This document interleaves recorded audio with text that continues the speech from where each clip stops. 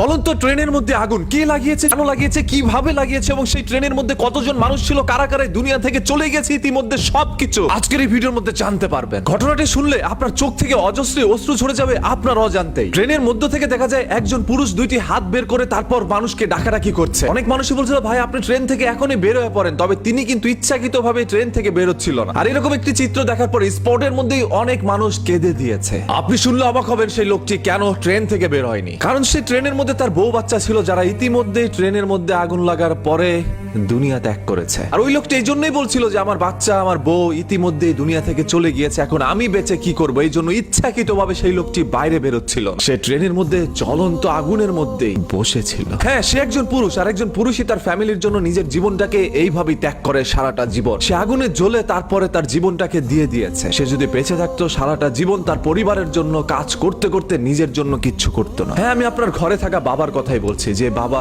আপনার জন্য এরকম ভাবে স্যাক্রিফাইস করছে।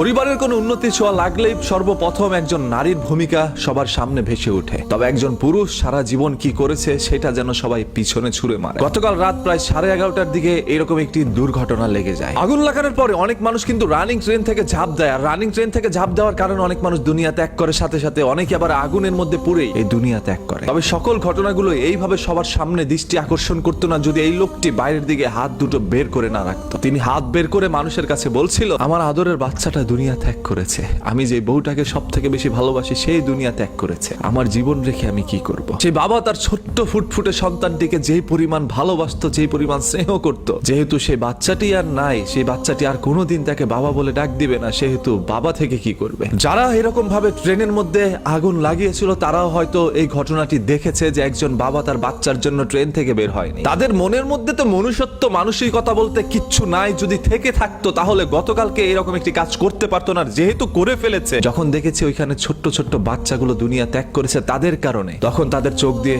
অশ্রু ঝরার কথা ছিল, তবে সেটাও তাদের চোখ দিয়ে ঝরবে না। রাজনীতি কতটা মারাত্মক গুরুতর হতে পারে সেটা হয়তো আপনারা বুঝতেই পেরেছেন। নিজের ক্ষমতা হাসিল করার জন্য অনেক মানুষ এই ধরনের কাজগুলো করে থাকে। অনেকেই বলছে আগুনটা লাগানো হয়েছে, অনেকে বলছে ইচ্ছাকৃতভাবে আগুনটা লেগে গিয়েছে। সত্য মিথ্যা এখন পর্যন্ত আমরা সবাই সঠিকভাবে জানতে পারি না। বাবা পারেনি তার সন্তানকে বাঁচাতে, মা পারেনি তার সন্তানকে বাঁচাতে, শুধু দেখেছে আগুনের মধ্যে ছটফট করতেছে তার সন্তান। আর এরকম একটি মুমূর্ষু দৃশ্য দেখার পরে বাবা ওইখান থেকে আর বের হয় নাই। ভাই একবার চিন্তা করেন তো, ইচ্ছাকৃতভাবে নিজের হাত নিজে আগুনের মধ্যে রাখলে কেমন লাগে। হ্যাঁ, সেই বাবাটা ইচ্ছাকৃতভাবে আগুনের মধ্যেই বসেছিল। সে চাইলে বের হইতে পারতো, তবে সে আর বের হয়নি। এত কষ্ট সহ্য করে দুনিয়া থেকে বিদায় নিয়েছে বাবা, সন্তান এবং তার স্ত্রী, এছাড়াও বিদায় নিয়েছে আরো কিছু সংখ্যক মানুষ। কি স্বার্থ হাসিল করেছেন আপনারা, কি পেয়েছেন আপনারা এরকম একটি ঘটনা ঘটানোর পরে? ট্রেনের মধ্যে যে আজকে প্রথম আগুন লেগেছে তা কিন্তু না, কিছুদিন পর পর একজন মানুষ এসে ট্রেনের মধ্যে আগুন লাগিয়ে দেয়, চলে যায় কতগুলো সুন্দর জীবন। হ্যাঁ, এটা একটি দৃষ্টান্ত হয়ে থাকবে কিছুদিন মানুষের মনের মধ্যে, তারপর মানুষ সবকিছু ভুলে যাবে। কে কার উপর প্রতিশোধ নিবে সেরকম একটি লীলা খেলা চলছে। দাবার গুটি আমরা